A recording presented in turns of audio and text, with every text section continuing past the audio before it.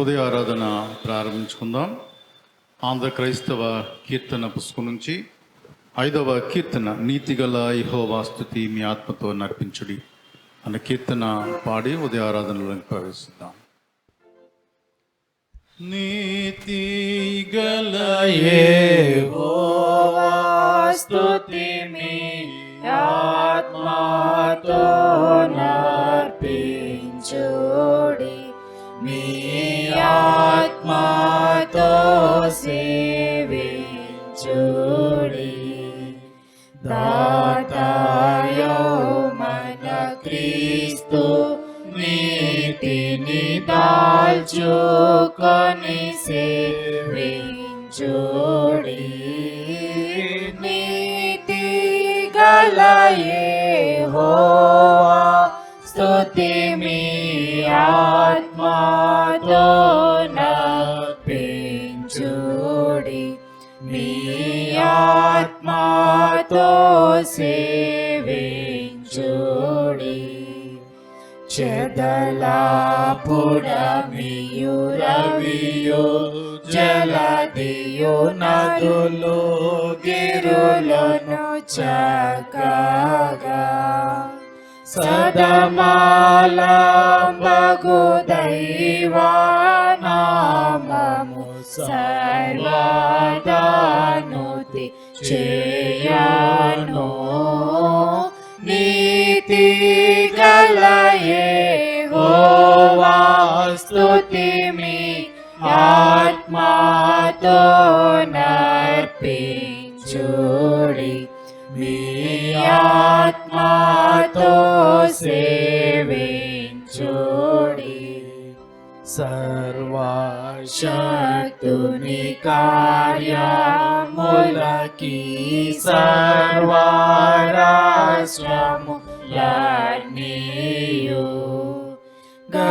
గర్వములు విడి తలలో వాంచుచు నూర్విలోనుతి చేయను. నీతి గల యెహోవా స్తుతి మీ ఆత్మతో నర్పించుడి, మీ ఆత్మతో సేవించుడి.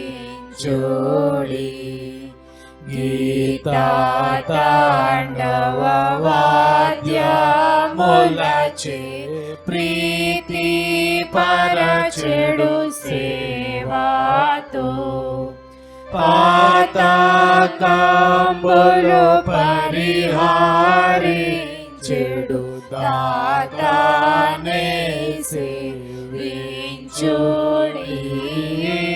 నీతి గల యెహోవా స్తుతి మీ ఆత్మతో నర్పించుడి, మీ ఆత్మతో సేవించుడి.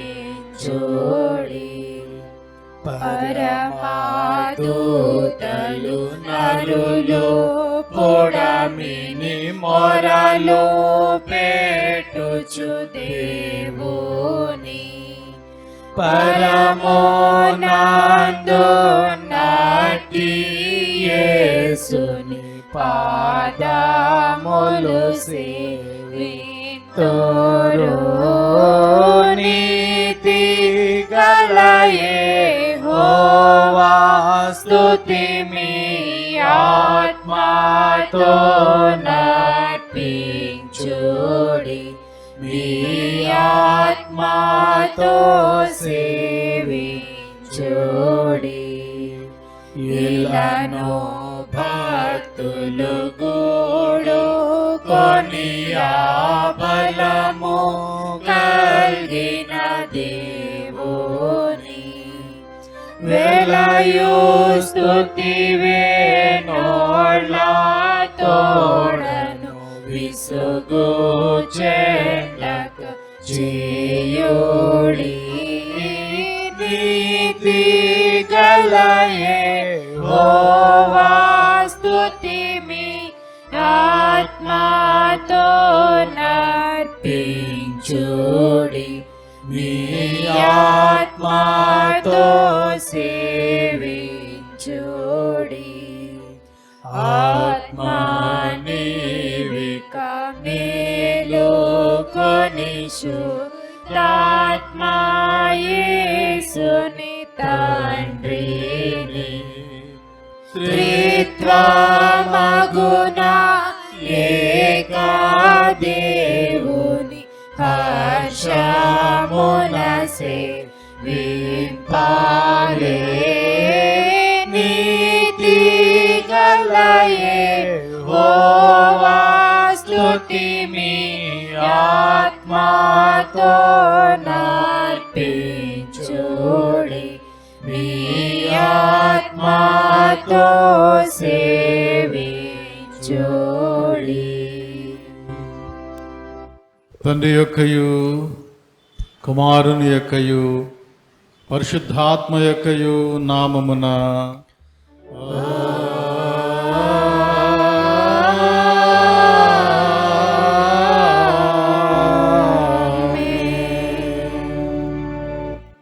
నీ వెలుగును నీ సత్యమును బయలుదేర చేయము. అవి నాకు త్రోవ చూపును. అవి నీ పరిశుద్ధ పర్వతమునకును నీ నివాస స్థలములకు నన్ను తోడుకొని వచ్చును. అప్పుడు నేను దేవుని బలిపీఠమునకు నాకు ఆనంద సంతోషములు కలుగు చేయు దేవుని ఎద్దుకు చేరుదును. దేవా, నా దేవా, సితారా వాయించుచు నీ కృతజ్ఞతాస్తుతులు చెల్లించెదను. ప్రభునందు ప్రియులారా, యథార్థ హృదయముతో మన తండ్రి అయిన దేవుని సమీపించి ఆయన ఎదుట మన పాపం ఒప్పుకొని మన ప్రభువైన యేసుక్రీస్తు పేరట మనకు క్షమాపణ దయచేయమని వేడుకొందాము. ప్రభువు నామము వలననే మనకు సహాయము కలుగుచున్నది. భూమి ఆకాశములను సృజించినవాడు ఆయనే. ప్రభువు సన్నిధిని నా అతిక్రమములు నేను ఒప్పుకొందు నన్ను కొట్టిని. నీవు నా పాపదోషము పరిహరించి యోనావు.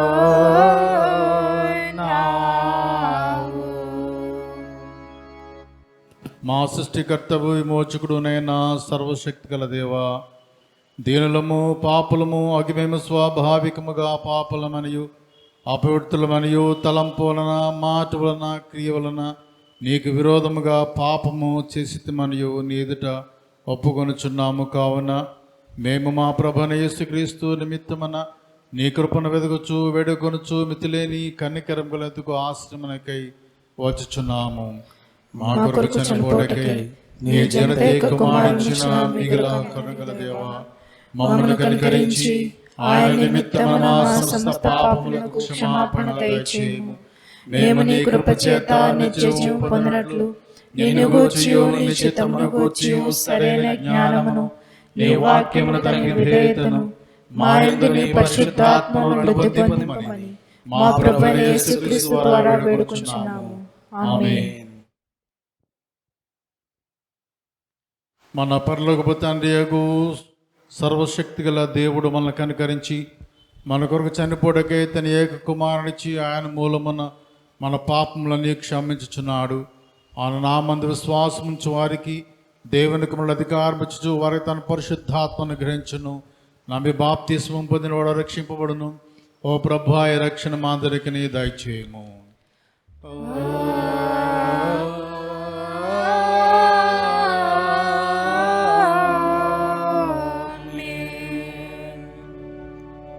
త్రిత్వములోని 6వ ఆదివారమునకు ఏర్పాటు చేయబడిన ప్రారంభ గీతము చదువుదాం.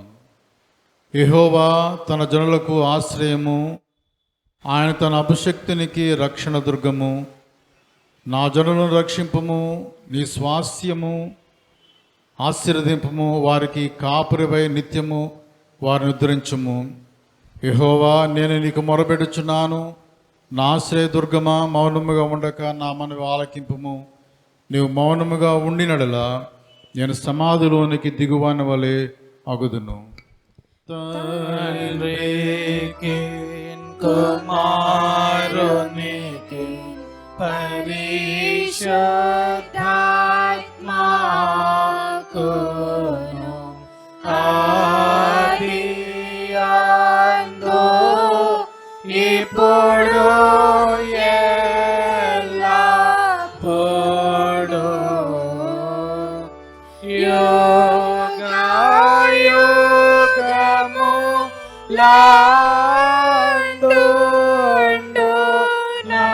యుగయుగములందుండునట్లు మహిమ కలుగును గాక. ఆమేన్. ప్రభువా మమ్మును కనికరింపుము.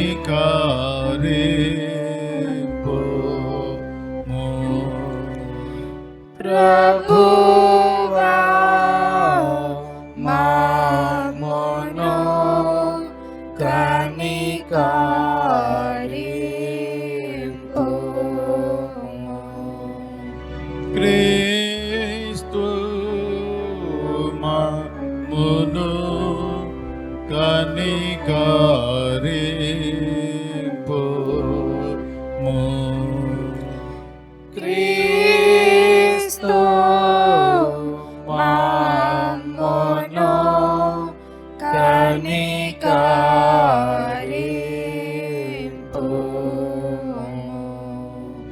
ప్రభువా మమ్మును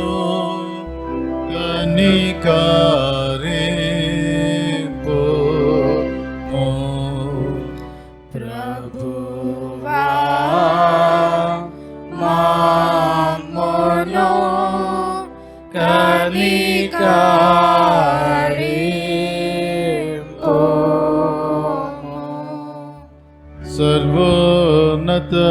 సర్వోన్నతమైన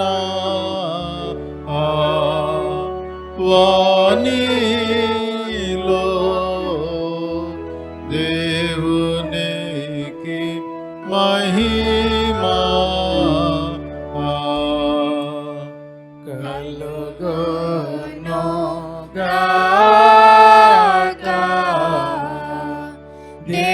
దేవునికి మహిమ కలుగును గాక. కలుగును ఉన్నతమైన ఘన స్థలము లందున ఇలాగు సమాధానం నరుల కాయనాదయ. ప్రభువైన దేవా పరమరాజా సర్వా పరిపాలా పరిపూర్ణ శక్తి గల పరమా జనకానిను మహిని స్తుతించుచు మరి పొగడుచున్నాము.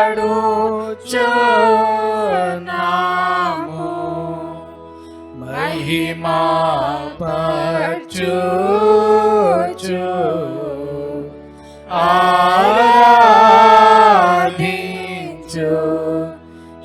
ఆరాధించుచున్నాము నిన్ను.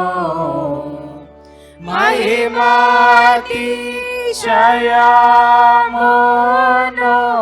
మదిదాల చియు నీకు మహిమా స్తుతి కృతజ్ఞతనిచ్చు చున్నాము.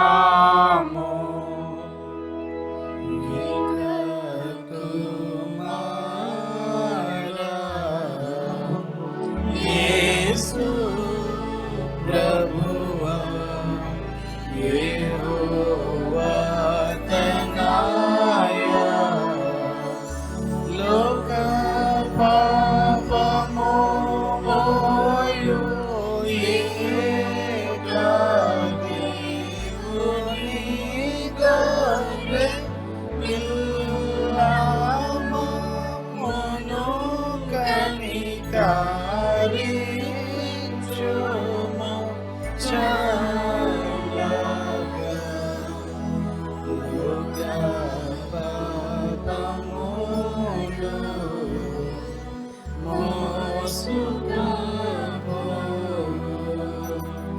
యేసు రక్షక వాసిగా జనాకుని కుడి వైపున కూర్చుండు యేసు మా ప్రార్థనలించి కనికరించు పరిశుద్ధుడావు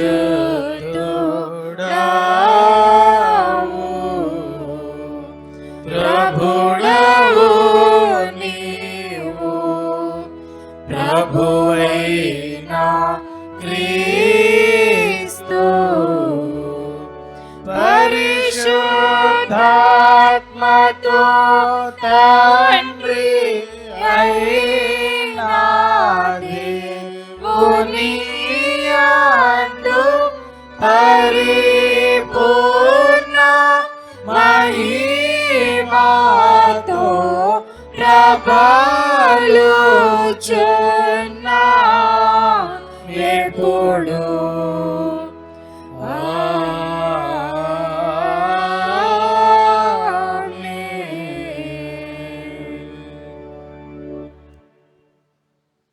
ప్రభువు మీతో నుండుగాక. మీ ఆత్మతో నుండుగాక. ప్రార్థింతము. సర్వశక్తియు పరాక్రమను గల దేవా, నీవు మేళ్ళన్నిటికీ కారకుడను దాతవునై ఉన్నావు. నీ నామమునకు తగిన ప్రేమను మాలో నాటుము. మాలో నిజమైన దైవభక్తిని వృద్ధి చేయము. సమస్తమైన మంచివాడితో మమ్మల్ని పోషించి నీ గొప్ప కనికరను బట్టి వాటి యందు మమ్మల్ని నిలుపమని నీతోనూ పరిశుద్ధాత్మతోనూ సదాయక దేవుడై యుగయుగములు జీవించుచు పరిపాలించును నీ కుమారుడును మా ప్రభువైన యేసుక్రీస్తు ద్వారా నిన్ను వేడుకొనుచున్నాము. ఆమేన్.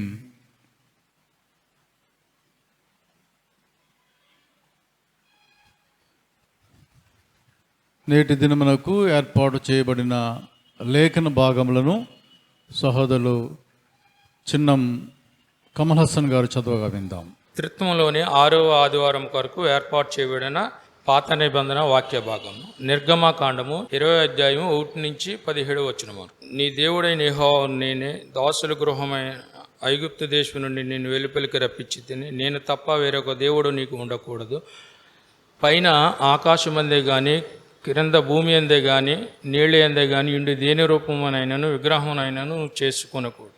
వాటికి సాగిలపడదు, వాటిని పూజింపకూడదు. ఎలా అనగా నీ దేవుడైన యెహోవానగు నేను రోషము గల దేవుడును. నన్ను దేశించు వారి విషయములలో 3-4 తరముల వరకు తండ్రుల దోషము కుమారుల మీదకు రప్పించుచు నన్ను ప్రేమించి నా ఆజ్ఞలు గైకొని వారిని 1000 తరముల వరకు కరుణించిన వాడనై ఉన్నాను. నీ దేవుడైన యెహోవా నామను వ్యర్థముగా నుచ్చరింపకూడదు. యెహోవా తన నామమును వ్యర్థముగా నుచ్చరింప వారిని నిర్దోషముగా ఎంచడు. విశ్రాంతి దినము పరిశుద్ధముగా ఆచరించుటకు జ్ఞాపం ఉంచుకొనుము. 6 దినములు నీవు కష్టపడి నీ పని అంతయు చేయవలెను. 7వ దినమున నీ దేవుడైన యెహోవాకు విశ్రాంతి దినము. దానిలో నీవైనను, నీ కుమారుడైనను, నీ కుమార్తె అయినను, నీ దాసుడైనను, నీ దాసి అయినను, నీ పశువు అయినను, నీ ఇండ్లలోనున్న పరదేశి అయినను ఏ పని చేయకూడదు. 6 దినములలో యెహోవా ఆకాశమును, భూమియు, సముద్రమును, వాటిలోను సమస్తము సృజించి 7వ దినమున విశ్రమించును. అందుచేత యెహోవా విశ్రాంతి దినము ఆశీర్వదించి దాన్ని పరిశుద్ధపరచును. నీ దేవుడైన యెహోవా నీకు అనుగ్రహించే దేశంలో నీవు దీర్ఘాయుష్యుడగినట్లు నీ తండ్రిని నీ తల్లిని సన్మానించు. నరహత్య చేయకూడదు, వ్యభిచరింపకూడదు, దొంగిలకూడదు, నీ పొరుగువాని మీద అబద్ధ సాక్ష్యము పలకూడదు, నీ పొరుగువాని ఇల్లు ఆశింపకూడదు, నీ పొరుగువాని భార్యనైనను, అతని దాసినైనను, అతని దాసినైనను, అతని ఎద్దునైనను, అతని గాడిదనైనను, నీ పొరుగువానిదనగు దేనినైనా ఆశింపకూడదు అని చెప్పాను. ఈ వాక్యం ఇంత పర్యాంతం. పరిశుద్ధుడవగు దేవా, పావన శక్తుడా దేవా, పావన మధ్య దేవా, మమ్మును కనికరింపుము.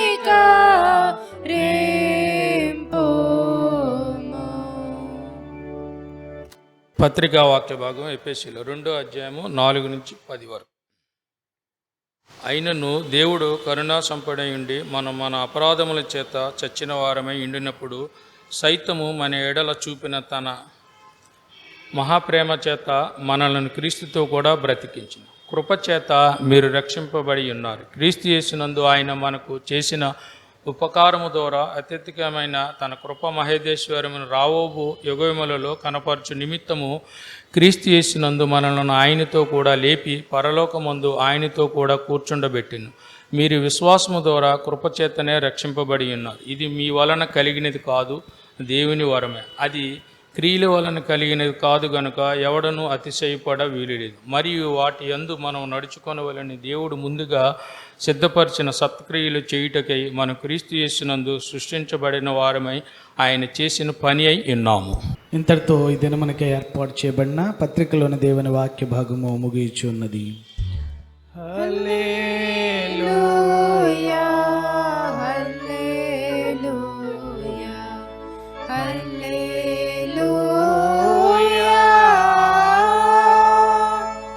సువార్త వాక్య భాగము మత్తయి సువార్త 19వ అధ్యాయం 16 నుండి 29 వరకు. ఓ ప్రభువా, నీకు మహిమ కలుగును గాక.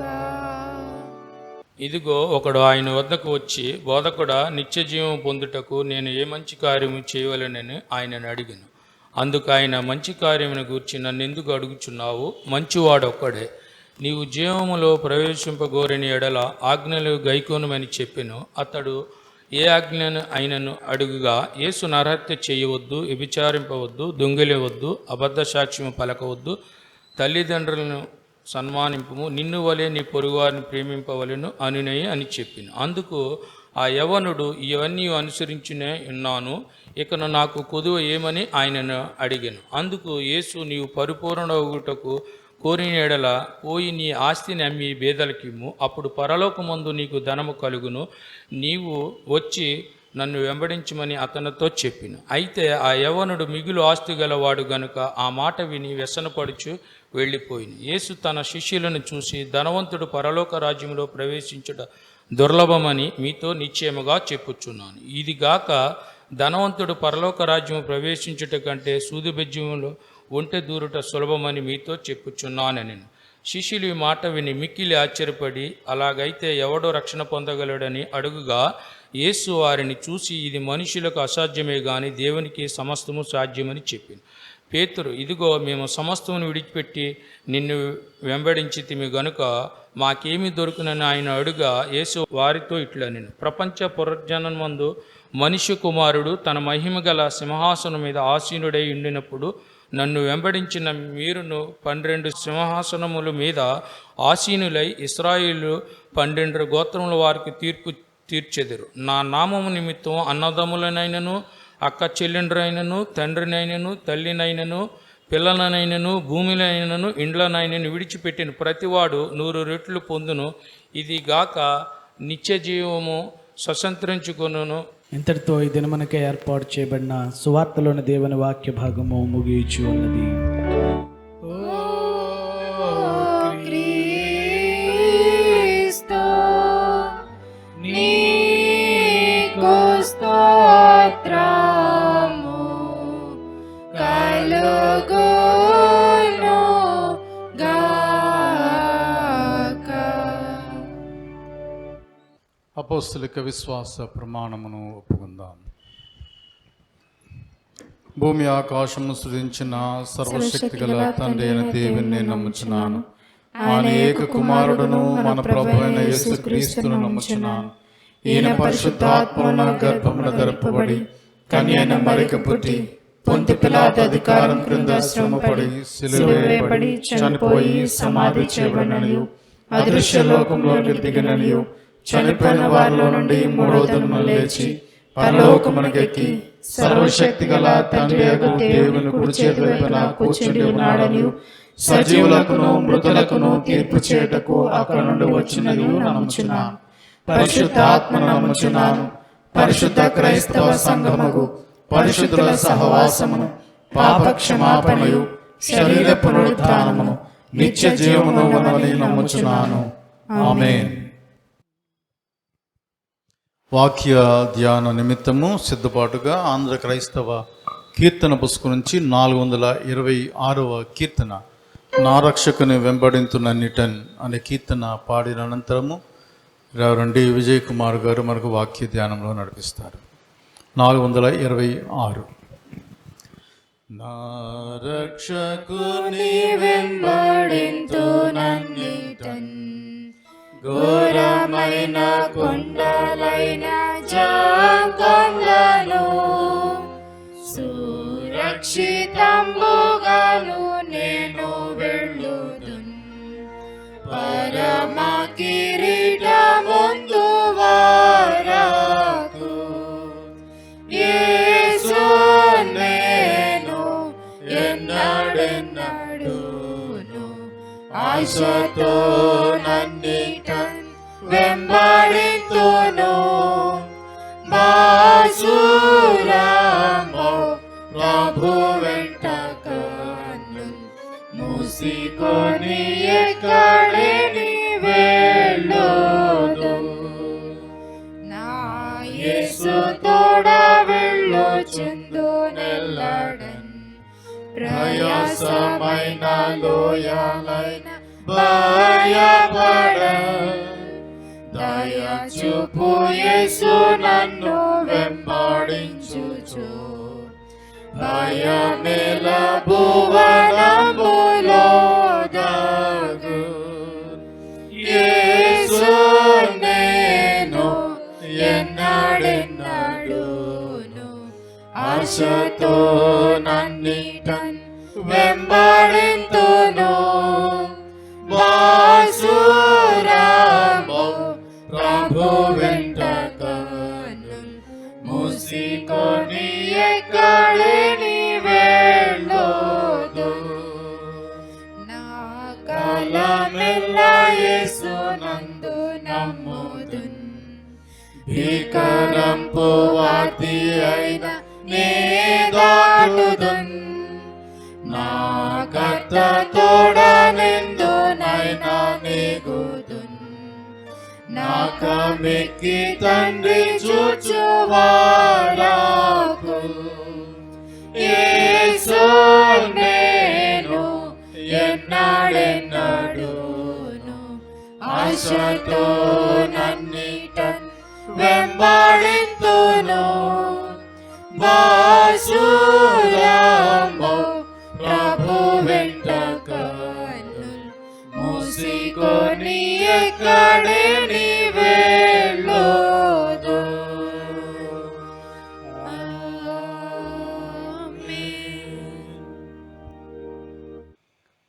మన తండ్రి అయిన దేవుని నుండి ప్రభువైన యేసుక్రీస్తు నుండి కృపయు సమాధానము మీకు కలుగునుగాక.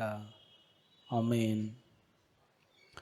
క్రీస్తునందు ప్రియమైన దేవుని సంఘమా, మన ప్రభువును రక్షకుడైన యేసుక్రీస్తు అతి శ్రేష్టమైన నామములో మీ అందరికీ నా హృదయపూర్వకమైనటువంటి వందనాలు తెలియచేస్తూ ఉన్నాను. దేవుని యొక్క ఉచితమైన కృపలో సజీవుల లెక్కలో ఉండి ఆయన నామాన్ని ఘనపరచడానికి, మహిమపరచడానికి దేవుడు మనకు అనుగ్రహించినటువంటి ఉన్నతమైన కృపలను బట్టి దేవునికి వందనాలు తెలియచేస్తూ, మరి మా అనుదిన ప్రార్థనలో మిమ్మలను జ్ఞాపకము చేసుకుంటూ ఉన్నాం. దేవుడు మీ అందరికీ క్షేమమును నెమ్మదిని దయచేయాలని ప్రార్థన చేస్తూ ఉన్నాం. ప్రియమైనటువంటి దేవుని బిడ్డలారా, త్రిత్వంలోని 6వ ఆదివారము ప్రభువుని మహిమపరిచే భాగ్యాన్ని దేవాతి దేవుడు మరొకసారి మనకు అనుగ్రహించారు. ఈ రూపాంతర సందేశము ద్వారా దేవుని వాక్యమును అందించటానికి దేవాతి దేవుడు అనుగ్రహించిన కృపను బట్టి దేవునికి వందనాలు చెల్లిస్తూ ఉన్నాను. ఈ దినము పరిశుద్ధ లేఖన భాగాలు, ఏర్పరచబడినటువంటి లేఖన భాగాలను పరిశీలన చేసినట్లయితే పాత నిబంధన వాక్య భాగము ద్వారా మోషే ద్వారా ఇశ్రాయేలీలకు దేవుడు అందించినటువంటి ధర్మశాస్త్రము అనగా 10 ఆజ్ఞలను ఈ దిన పాత నిబంధన వాక్య భాగంలో మనము చూడగలము.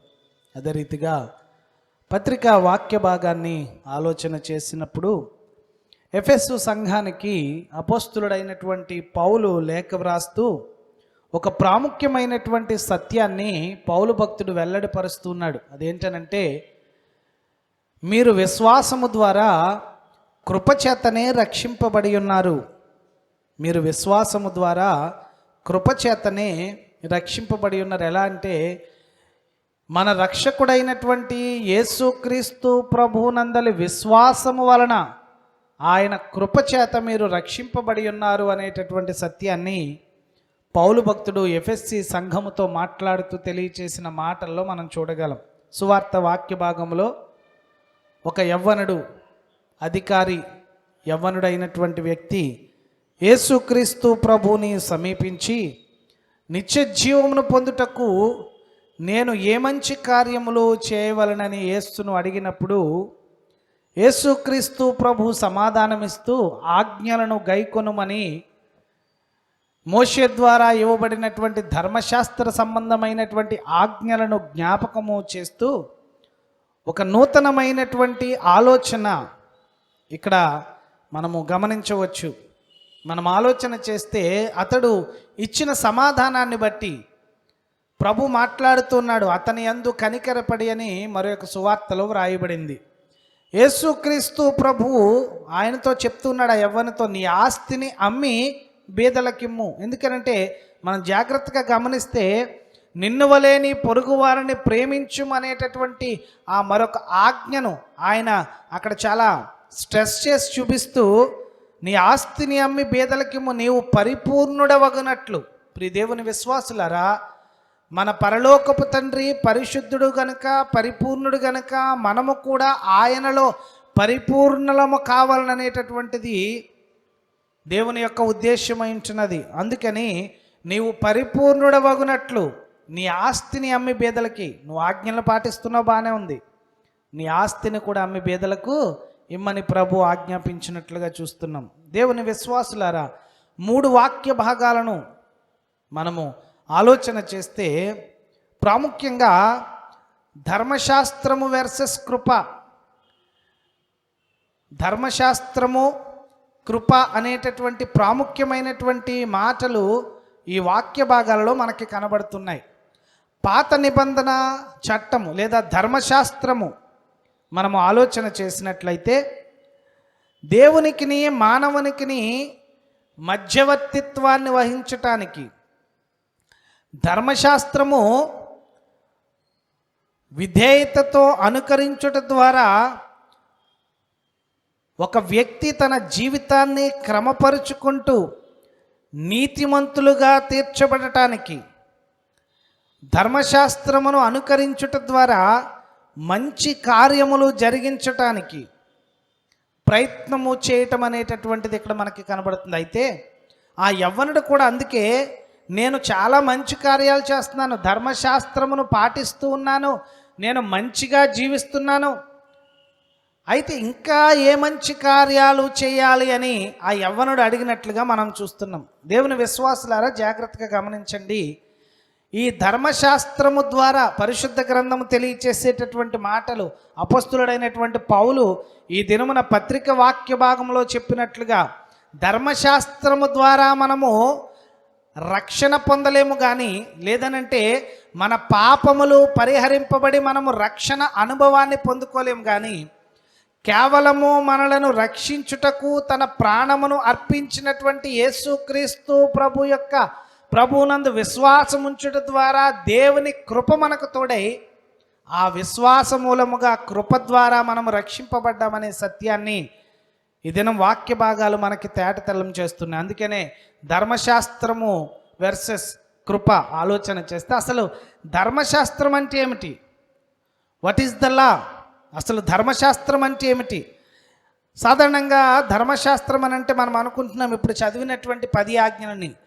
ఈ ధర్మశాస్త్రము మోషే ద్వారా ఇవ్వబడినటువంటి ధర్మశాస్త్రము, దేవుని ఆజ్ఞలన్నీ కూడా ఆయన ఇచ్చినటువంటి ఆజ్ఞలన్నిటినీ అనుసరించి నడుచుకున్నటకు ధర్మశాస్త్రము అనేటటువంటిది మనకి ఇవ్వబడింది. రెండవది మీరు జాగ్రత్తగా గమనిస్తే ధర్మశాస్త్రము పరిశుద్ధమైనది.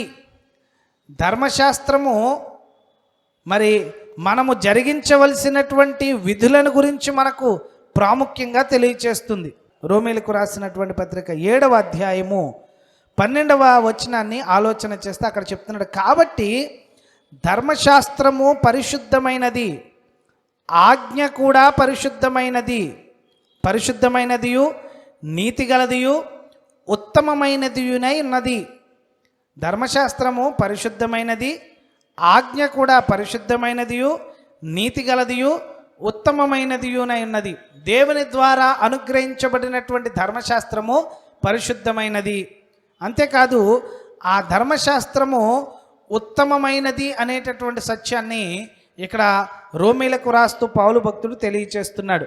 అలాగనే పాత నిబంధనలో కీర్తనకారుడు 19వ సంకీర్తనలో కూడా మనం చూసినట్లయితే 19వ సంకీర్తన 7వ వచనము 8వ వచనాలలో కీర్తనకారుడైనటువంటి దావీదు తెలియచేస్తూ ధర్మశాస్త్రమును గురించి చెప్పినటువంటి మాటలు, యెహోవా నియమించిన ధర్మశాస్త్రము యథార్థమైనది, అది ప్రాణమును తెప్పరిల్ల చేయును. యెహోవా శాసనము నమ్మదగినది, అది బుద్ధిహీనులకు జ్ఞానము పుట్టించును. యెహోవా ఉపదేశములు నిర్దోషమైనవి, అవి హృదయమును సంతోషపరచును. యెహోవా ఏర్పరిచిన ధర్మము నిర్మలమైనది, అది కన్నులకు వెలిగిచ్చును. అనగా ఇక్కడ ధర్మశాస్త్రము ఏమి తెలియచేస్తుందనంటే మంచి చెడు, చేయవలసినవి చేయకూడనివి. అందుకనే మీరు జాగ్రత్తగా గమనించండి, ఈ ఆజ్ఞలను మనం చూచినట్లయితే చేయవలసినవి చేయకూడనివి, నరహత్య చేయవద్దు, వ్యభిచరింపవద్దు, దొంగిలవద్దు, నీ పొరుగువాని మీద అబద్ధ సాక్ష్యం పలుకోవద్దు, నీ పొరుగువాని ఇల్లు ఆశింపవద్దు, ఇలాగున చేయకూడనివి. చేయవలసినవి నీ దేవుడైన యెహోవాను నేను తప్ప వేరొక దేవుడు నీకు ఉండకూడదు. పైన ఆకాశం అందే కానీ, క్రింద భూమి అందే కానీ, భూమి కింద నుండి నీళ్ల అందే కానీ దేని రూపమును కానీ విగ్రహమును కానీ నీవు చేసుకొనకూడదు, దాన్ని పూజింపకూడదు, దానికి సాగిలపడకూడదు. విశ్రాంతి దినమును పరిశుద్ధముగా ఆచరించాలి. నీ దేవుని నామమును వ్యర్థముగా ఉచ్చరింపకూడదు. భూమి మీద దీర్ఘాయుష్మంతుడవగునట్లు తల్లిని తండ్రిని సన్మానింపుము. డూస్ డోంట్స్, చేయవలసినవి చేయకూడనివి. ధర్మశాస్త్రము విధులనిచ్చింది, ఆజ్ఞలనిచ్చింది, పాటించవలసినటువంటి వాటిని అనుగ్రహించింది, కానీ పాపము నుండి విమోచన అనేటటువంటిది ధర్మశాస్త్రము అనుగ్రహించలేకపోయింది. ఎందుకనంటే మానవుడు తన పాపములో జీవించిన విధానాన్ని బట్టి పాపము నుండి వచ్చేటటువంటి ఆ శాపమును ధర్మశాస్త్రము తొలగించలేకపోయింది. కనుక ధర్మశాస్త్రము వలన మనకు విమోచన కలగలేదు. ఈ సత్యము ఇక్కడ తెలియచేయబడుతుంది. రెండవది, ధర్మశాస్త్రము ఏం చెప్తుంది?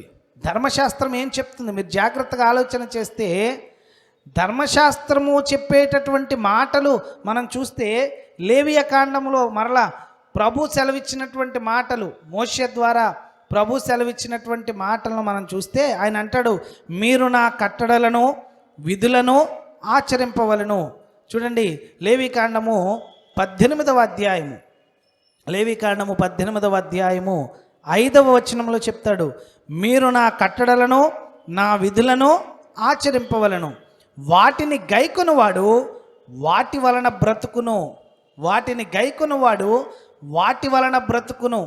అయితే ధర్మశాస్త్రము లేదా దేవుడిచ్చినటువంటి ఆజ్ఞలను అనుసరించుట వలన, చూడండి, ఆ ఆజ్ఞలను అనుసరించుట వలన వాడు బ్రతుకును అని చెప్తూ ఉన్నాడు.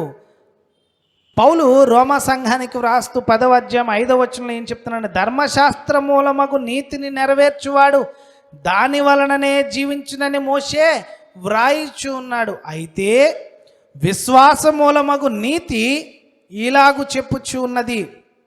విశ్వాస మూలమగు నీతి ఇలాగు చెప్పుచున్నది. ఏమని చెప్తుందంటే చూడండి, అదేమని చెప్పుచున్నది? వాక్యము నీ యొద్దను నీ నోటను నీ హృదయములోనూ ఉన్నది, అది మేము ప్రకటించు విశ్వాస వాక్యమే. అదేమనగా, యేసు ప్రభువని నీ నోటితో ఒప్పుకొని దేవుడు మృతులలో నుండి ఆయనను లేపనని నీ హృదయమందు విశ్వసించిన ఎడలా నీవు రక్షింపబడదువు. ధర్మశాస్త్రమేమో ధర్మశాస్త్రము మూలమున జీవించునని తెలియచేస్తుంది. నిజమే, ఎలాగున ఈ ధర్మశాస్త్ర మూలమున జీవించుదుము అని అంటే ఇక్కడ పౌలు భక్తుడు దాని కొరకు వివరణ ఇస్తున్నాడు. ఎలాగనంటే, ఆ ధర్మశాస్త్రం అంతటిని తనలో జరిగించి, ఇప్పుడు ఇక్కడ సమస్య ఏంటనంటే, ఈ నీతిని సమగ్రంగా నెరవేర్చేవాడెవడు? ధర్మశాస్త్ర మూలముగా మనము నీతిమంతులముగా తీర్చబడాలంటే ఆ ధర్మశాస్త్రమును సమగ్రంగా అవలంబించేవారు కావాలి. అలాగున అవలంబించి ధర్మశాస్త్రమంతటిని తానే నెరవేర్చినటువంటి యేసుక్రీస్తు ప్రభు మూలమున మనం అందరమును కూడా కృప ద్వారా జీవించబడుతున్నాం. విశ్వాస మూలమునైనటువంటి కృప ద్వారా జీవించబడుతున్నాం. దానినే ఎఫెసీలకు రాస్తూ పౌలు భక్తుడు ఈ దినము పత్రిక వాక్య భాగంలో తెలియచేసిన, ఇప్పుడు మనం చదివినటువంటి రోమిలకు రాసినటువంటి పత్రిక 10వ అధ్యాయంలో మనం చూచిన ఈ అధ్యాయంలో 9వ అధ్యాయము 10వ అధ్యాయము వీటిలో చాలా స్పష్టంగా తెలియచేస్తున్నాడు. మీ తర్వాత చదవటానికి ప్రయత్నం చేయండి. రోమిలకు రాసినటువంటి పత్రిక 10వ అధ్యాయము, అలాగే రోమిలకు రాసినటువంటి పత్రిక 3వ అధ్యాయము కూడా ఒకసారి చదవటానికి ప్రయత్నం చేయండి. నేను చదువుతున్నాను.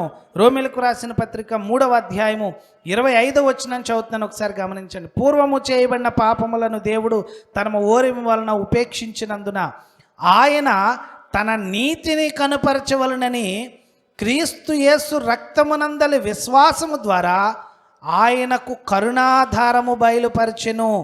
దేవుడు ఇప్పటి కాలమందు తన నీతిని కనుపరచు నిమిత్తము తాను నీతిమంతుడును యేసునందు విశ్వాసము గలవానిని నీతిమంతునుగా తీర్చువాడై ఉండుటకు ఆయన ఇలాగు చేసెను.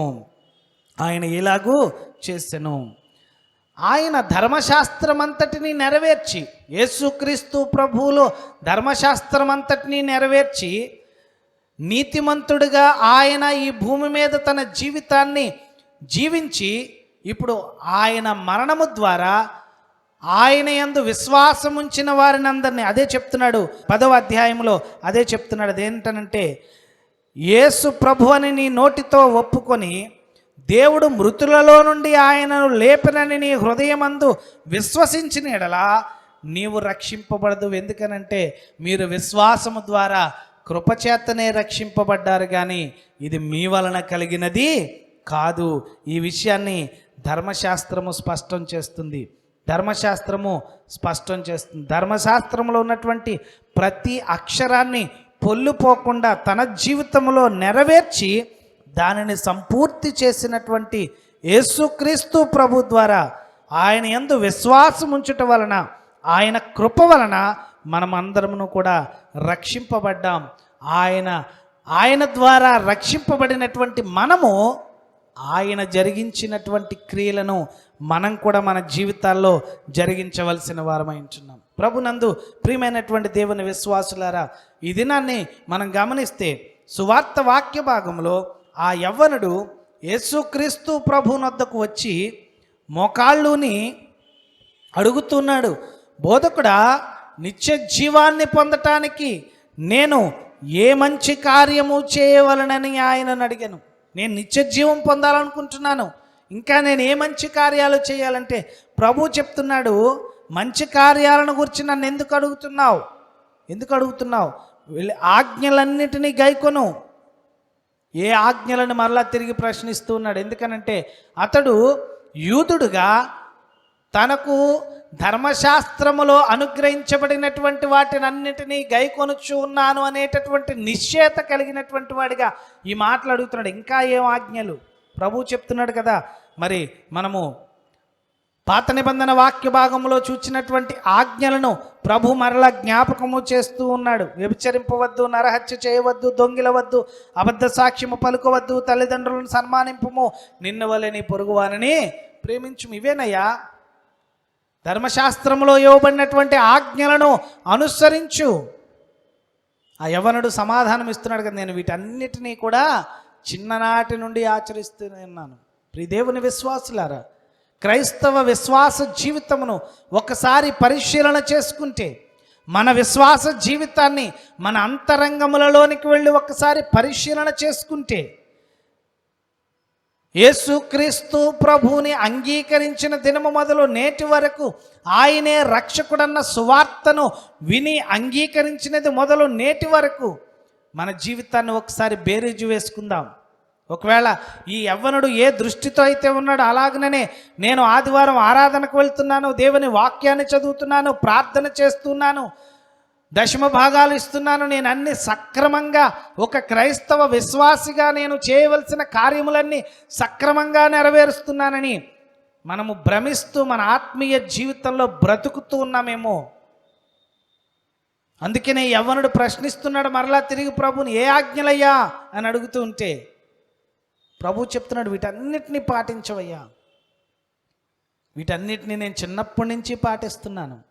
నిజమే, మనం కూడా మనకు తెలిసినప్పటి నుంచి మనము పుట్టు క్రైస్తవులముగా జీవిస్తున్నాం. అయితే మన విశ్వాస జీవితంలో క్రీస్తునందు సంపూర్ణమైన విశ్వాసము గలవారముగా, ఆయననే నమ్ముకొని, ఆయననే విశ్వసించి, ఆయన యందే సంపూర్ణమైనటువంటి నమ్మిక ఇచ్చి ఆయన బిడ్డలుగా ఈ భూమి మీద జీవించటానికి మనము బ్రతుకుచున్నామో లేదో ఒకసారి మనలను మనము ప్రశ్నించుకుందాం.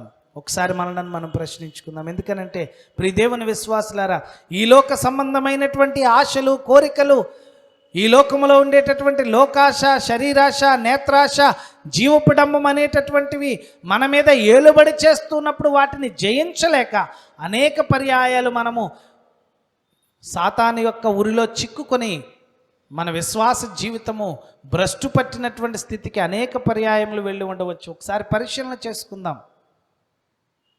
దేవునికి అసాధ్యమైనది ఏది లేదని ప్రభు సెలవిస్తున్నాడు. మనుష్యులకు కొన్ని సాధ్యము కాకపోవచ్చు, కానీ దేవునికి అసాధ్యమైనది ఏదియో లేదు.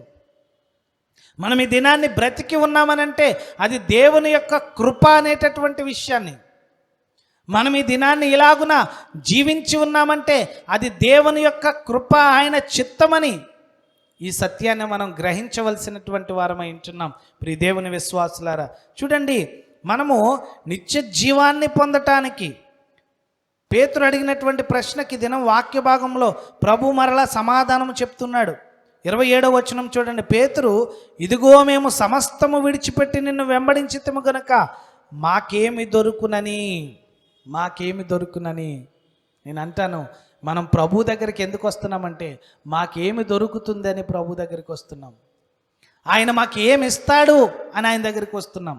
లేదా మాకు ఏదో ఆయన దగ్గర నుంచి దొరకాలి, ఆయన దగ్గరికి వస్తే మాకు ఏదో ఇస్తాడు అని ఇహ సంబంధమైనటువంటి ఆశీర్వాదాల కొరకే ప్రభు దగ్గరికి పరిగెత్తుకుని వస్తున్నాం. కానీ ఆత్మ సంబంధమైన జీవితంలో బలపడుతూ మనము పొందినటువంటి రక్షణను కడవరకు కొనసాగిస్తూ ఆయన యొక్క నిత్యరాజ్యములో వారసత్వాన్ని సంపాదించుకోవటానికి మన విశ్వాస జీవితాన్ని కాపాడుకుంటూ మన రక్షణను కొనసాగించే వారముగా మనము ప్రభు సన్నిధికి రాలేకపోతున్నాము. ఒకవేళ అలాగున రాలేకపోతే మనలో ఇంకా ఏమి కొదువుగా ఉన్నదో, దేవుడు ఆ వ్యక్తిని ప్రేమించి మిగిలిన సువార్తలలో ఈ వృత్తాంతాన్ని మత్తయి సువార్తికుడు, మార్కు సువార్తికుడు, లూకా సువార్తికుడు, ముగ్గురు సువార్తికులు కూడా ఈ యవ్వనుడు ప్రభువు దగ్గరకు వచ్చి నిత్య జీవాన్ని పొందటానికి నేనే మంచి కార్యములు చేయవలనని అడిగినటువంటి వృత్తాంతాన్ని ముగ్గురు సువార్తికులు వ్రాయడం జరిగింది.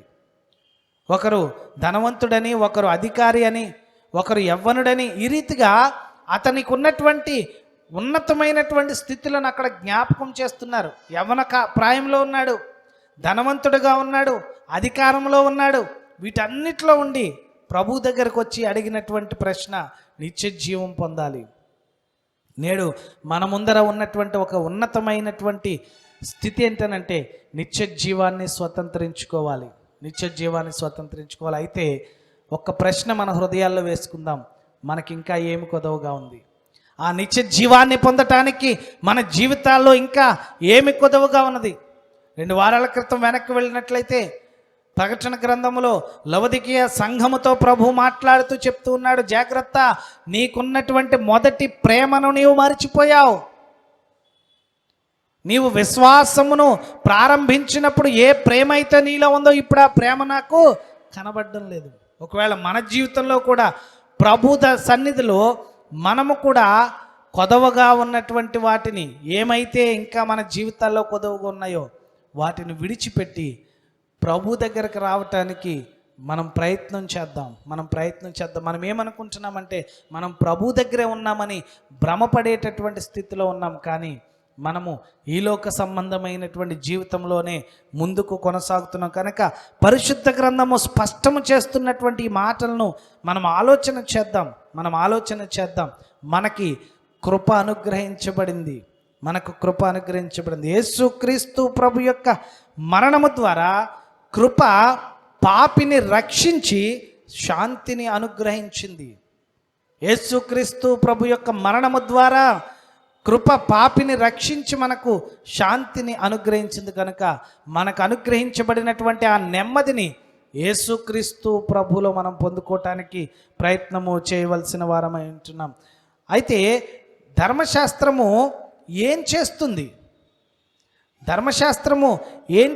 మనకు ధర్మశాస్త్రం ఏంటనంటే ఏం చెప్తుందంటే పాపం ఏదో తెలియజేస్తుంది.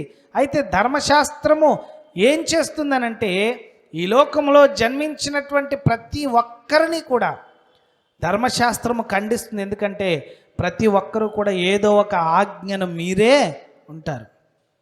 ఈ యవ్వనుడు కూడా అలాగే తనకు ఇవ్వబడినటువంటి ఆజ్ఞలలో పొరుగువారిని ప్రేమించడం, బీదవారిని కటాక్షించటము, లేని వారికి, అవసరతలలో ఉన్న వారికి ఇవ్వటం అనేటటువంటిది యవ్వనుడు మర్చిపోయాడు. అతడు మిగుల ఆస్తి గలవాడు కనుక తనకున్నటువంటి ధనము హెచ్చైనటువంటి ధనము, కేవలము ధనార్జనే ధ్యేయముగా తన జీవిత లక్ష్యముగా ఎంచుకొని ధనాన్ని సంపాదిస్తూ ఉండవచ్చు.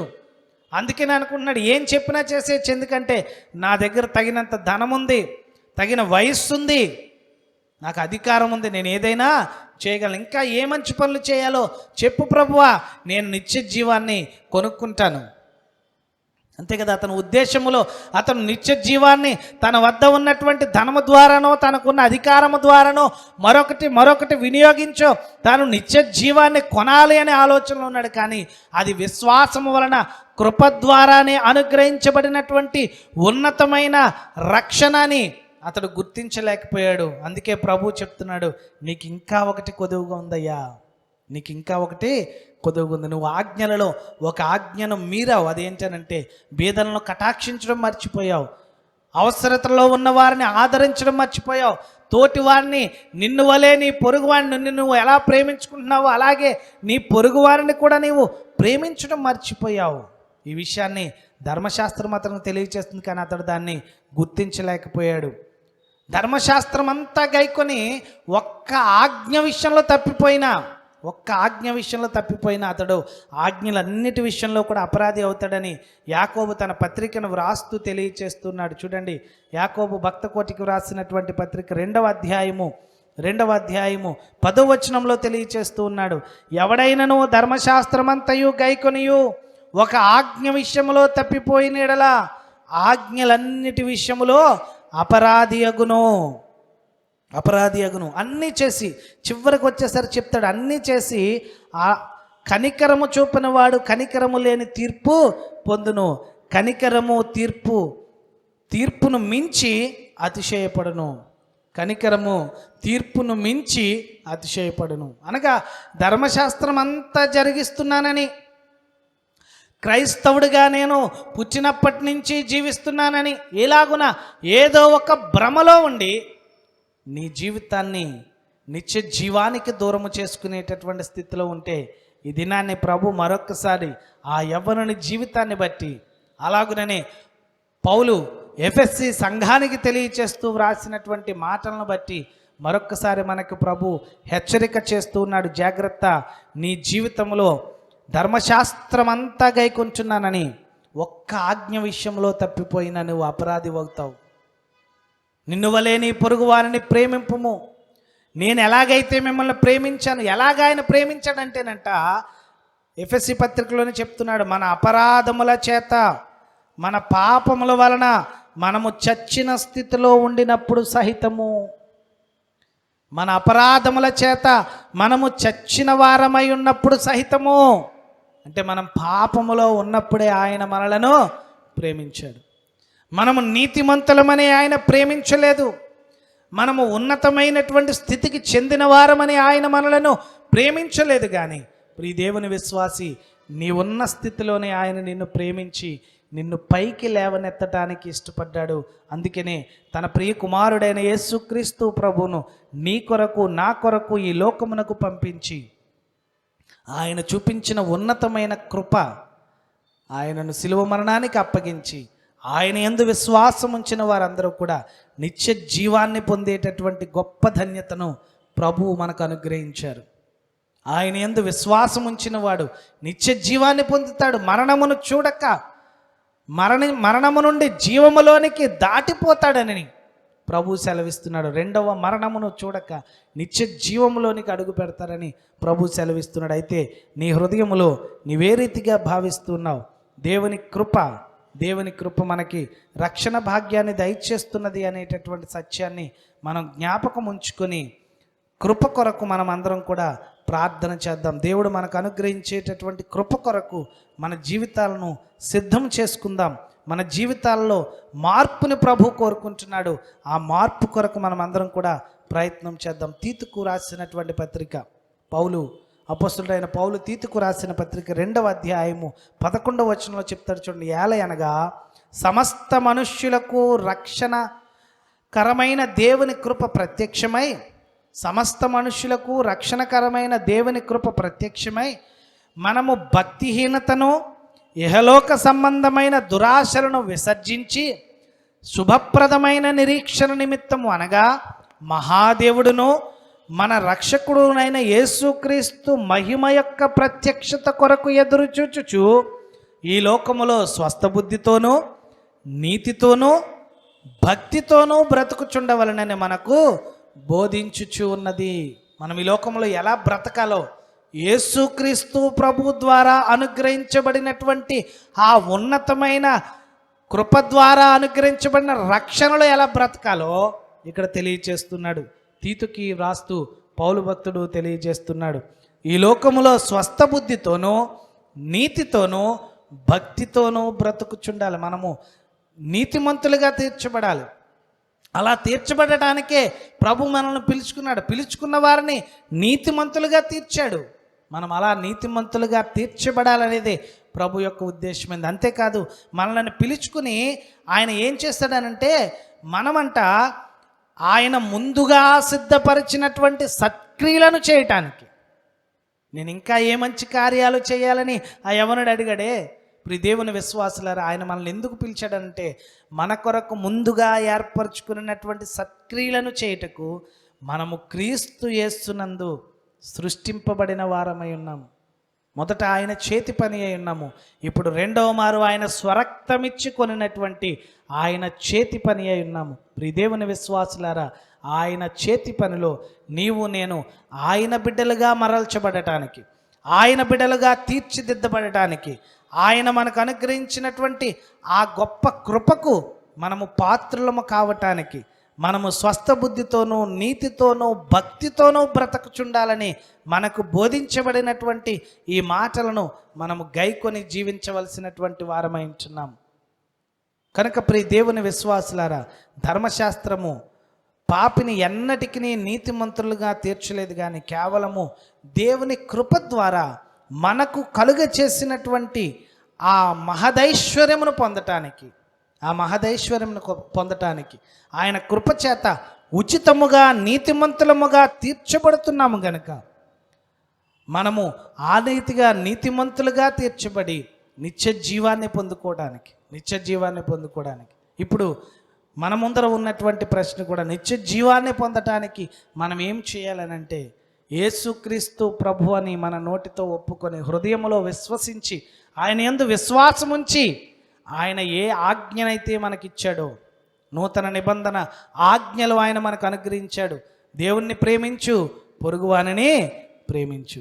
ఏ ఆజ్ఞనైతే ఆయన మనకిచ్చాడో, ధర్మశాస్త్రం అంతటినీ క్రోడీకరించి క్లుప్తపరిచి రెండు మాటల్లో చెప్పాడు. ధర్మశాస్త్రంలో ముఖ్యమైన ఆజ్ఞలు ఏమని ఆయనను అడిగినటువంటి ప్రశ్నకు ప్రభు చెప్పిన ఆజ్ఞ, దేవుణ్ణి ప్రేమించు, నీ పొరుగువానిని ప్రేమించు.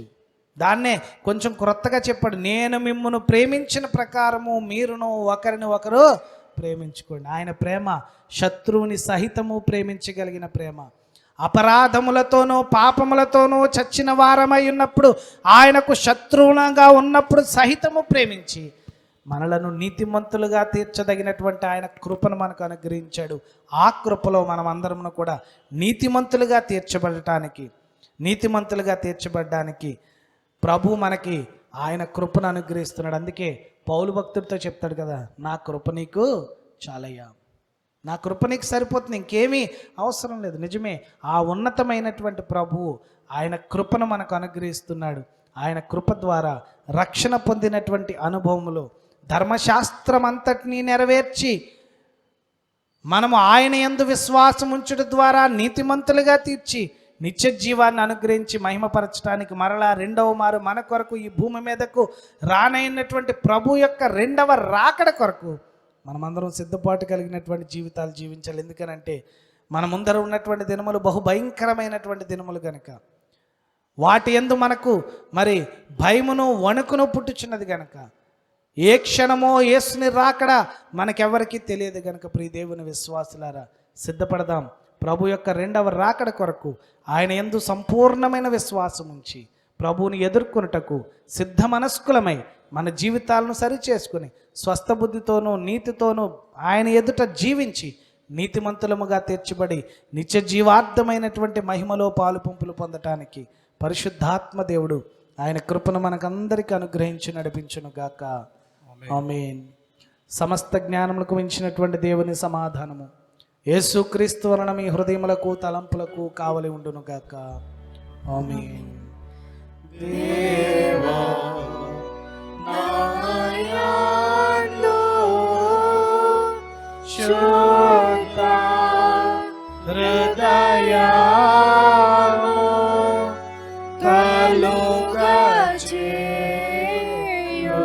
కలుగజేయుము.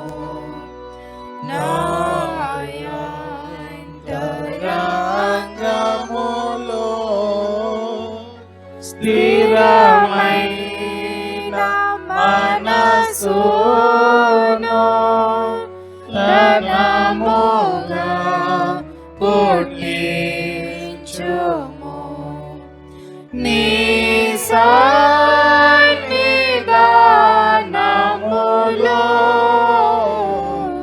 నుండి నన్ను త్రోసివేయకుము.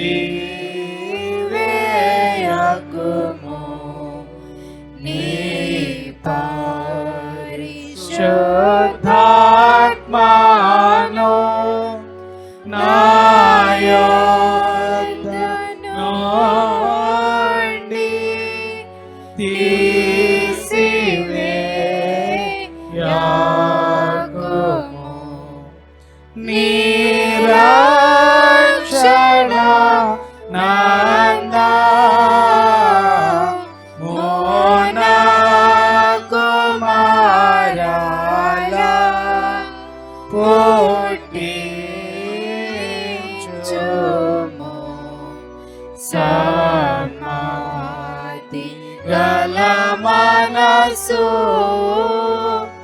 గాలుగా చేసి నన్ను దృఢపరచుము.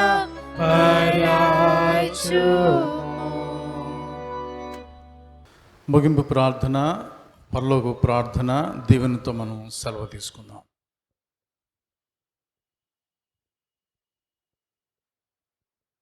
సర్వశక్తియు మిగల కనికరముల దేవ, మా ప్రభుని యేసుక్రీస్తు యొక్క తండ్రి, నీవు మాకు అనుగ్రహించుచున్న మేళ్ళన్నిటి నిమిత్తం మా ఎడల నీకు గల కరుణా వాత్సల్యం నిమిత్తము నేను స్తుతించుచున్నాము. ముఖ్యముగా నీ ప్రియకుమారుని మా కొరకు ఇచ్చినందుకును, నీ చిత్తమును కృపను మాకు బయలుపరిచినందుకును నీ కృతాస్తులో చెల్లించుచున్నాము. మేము యథార్థమైన మంచి హృదయంతో నీ వాక్యమును అంగీకరించి భద్రపరచుకొని సర్వదా మంచి ఫలములు ఫలించినట్లు దానిని మాలో నాటింపమని నిన్ను వేడుకొనుచున్నాము. దయగల ప్రభువా, మా ప్రార్థన ఆలకింపుము. రక్షణ కలిగించడు నీ వాక్యమందల పవిత్రమైన బోధయందు నీ సార్వత్రిక సంఘమును కాపాడి ఏలుమనియు, అందువలన నీ యందు మాగల విశ్వాసం బలపడి సకల జనుల ఎడల మాలో ప్రేమ వృద్ధి పొందును అనుగ్రహించమని మిగిలిన మనఃపూర్వకంగా నిన్ను వేడుకొనుచున్నాము. దయగల ప్రభువా, మా ప్రార్థన ఆలకింపుము. నీ వెలుగును నీ సత్యమును భూదిగంతముల వరకు వ్యాపింపచేయము. మా స్వజనులకును సకల జనాంగములకును నీ సువార్తను ప్రకటించుటకు నమ్మకమైన గురువులను బోధించి ప్రతిష్ఠించి వారి పనులన్నింటి యందును వారిని నడిపించి కాపాడి అభివృద్ధి కలుగు చేయము. దయగల ప్రభువా, మా ప్రార్థన ఆలకింపుము. సంఘమును చెందిన శాస్త్ర పాఠశాలలు, వేద పాఠశాలలు, ఇతర పాఠశాలను దీవించము. వారి నుండి వాక్య సేవకుల యందును రోగులకును కష్టములను వారికి పేదవారికి పరిచర్య చేయటందును జీవనోపాయములన్నిటి యందును నిన్ను సేవించు స్త్రీ పురుషులు బయలువెడనట్లు అనుగ్రహించమని వినయముతో వేడుకొనుచున్నాము. దయగల ప్రభువా, మా ప్రార్థన ఆలకింపుము. నీ వాక్యమును వెలుగు మా గృహములందు నిరంతరము ప్రకాశింపనిమ్ము. పరిశుద్ధ బాప్తిస్మందు నీవు బిడ్డలతో చేసిన ఉడంబడికను వారు నిలుపునట్లు సంఘ బిడ్డలందరినీ కాపాడము. వారిని యందు విశ్వాసము గల వారిగాను నీ చిత్తమును అనుసరించి నడుచుకుని వారిగాను పెంచినట్లు తల్లిదండ్రులకు అందరికీ నీ కృప అనుగ్రహించుము. దయగల ప్రభువా, మా ప్రార్థన ఆలకింపుము. అధికారులందరికీ, ముఖ్యంగా రాష్ట్రపతికిని, ప్రధానమంత్రికిని, గవర్నర్లకును, శాసన నిర్మాణ సభ్యులకును, న్యాయాధిపతులు మొదలగు వారందరికీ క్షేమమును ఆరోగ్యమును అనుగ్రహింపము. వారి నీతి న్యాయములను నిలువబెట్టి దివ్యమైన నిశ్చిత ప్రకారం ఏలినట్లు వారికి నీ కృప అనుగ్రహింపము. శాంతి స్థాపనలో ప్రపంచ పాలకులు, నాయకులు నిశ్చిత ప్రకారము చేయనట్లు వారికి నీ జ్ఞానం అనుగ్రహించి నడిపించుము. దయగల ప్రభువా, మా ప్రార్థన ఆలకింపుము. ఓ దేవా, ఆయా విధములైన ఆపదలు ఉన్న వారిని, ముఖ్యముగా నీ నామము నిమిత్తము నీ సత్యము నిమిత్తము శ్రమపడుచున్న వారు తమ బాధలో తండ్రి భావము గల నీ చిత్తమును అనుసరించి కలిగినవని తెలుసుకున్నట్లు వారికి నీ పరిశుద్ధాత్మ చేత ఆదరింపుము. మా శరీరాత్మలు కలుగు హాని నుండి, అపాయం నుండి, తప్పుబోధ నుండి చెప్పశక్యము కానీ నీ దయను కృపను కనికరంతో మమ్మల్ని కాపాడము. కష్టకాల మెందలను సకల జనులకు, ముఖ్యముగా నిన్ను నమ్మువారికి సహాయకుడుగాను రక్షకుడుగాను కనపరుచుకొనమని నిన్ను వేడుకొనుచున్నాము. దయగల ప్రభువా, మా ప్రార్థన ఆలకింపుము. యుక్త కాలం ముందు అవశ్యమైన భూఫలములను అనుభవించినట్లు వానిని వృద్ధి పొందింపము. జీవనోపాధికి అవసరమైన న్యాయమైన వృత్తులను, పవిత్రమైన విద్యలను, ఉపయోగకరమైన జ్ఞానం వికసింపజేసి ఆశీర్వదింపము. దయగల ప్రభువా, మా ప్రార్థన ఆలకింపుము. ఓ దేవా, ఈ మా మనవులు ఇంకను నిశ్చిత ప్రకారము నిన్ను అడగవలసిన వాటిని నీతోనూ పరిశుద్ధాత్మతోనూ సదాయక దేవుడై యుగయుగములు జీవించుచు పరిపాలించడం నీ అద్వితీయ కుమారుడును మా ప్రభును రక్షణ యేసుక్రీస్తు యొక్క ఘోర శ్రమ మరణములను బట్టి మాకు దయచేయమని నిన్ను వేడుకొనుచున్నాము. ఆమేన్. పరలోకమందున మా తండ్రి, నీ నామం పరిశుద్ధపరచబడును గాక, నీ రాజ్యం వచ్చును గాక, నీ చిత్తము పరలోకమందు నెరవేర్చున్నట్లు భూమి మీద నెరవేరును గాక. మా ఆహారమును మాకు దయచేయము. మా ఇంట్లో అపరాధం చేసిన వారిని మేము క్షమించిన ప్రకారం మా అపరాధం క్షమించుము. శోధన తేక కీడించి తప్పించుము. రాజ్యము, శక్తియు, మహిమ నిరంతరము నీవెన్నవి. ఆమేన్. ప్రభు నిన్ను ఆశీర్వదించి నిన్ను కాపాడును గాక. ప్రభు నీకు తన సన్నిధి ప్రకాశింపజేసి నిన్ను కరుణించును గాక. ప్రభు నీ మీద తన సన్నిధి కాంతింపజేసి నీకు సమాధానము కలుగజేయును గాక.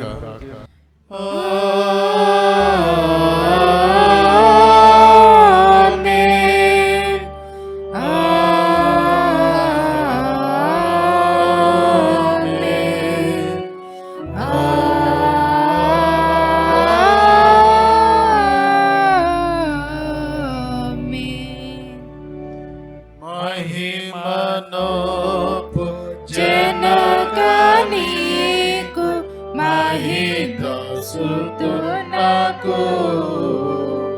మహిమ కలుగు శుద్ధాత్మకును మహాయుగములు లోక సృష్టి మునుపునిన్ను నాకసేనలు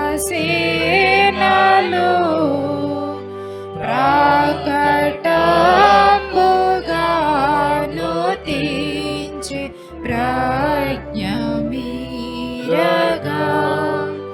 సకల సృష్టి వలన దేవ సకల యుగములు సకల మహిమ కల్గు నీకు సకల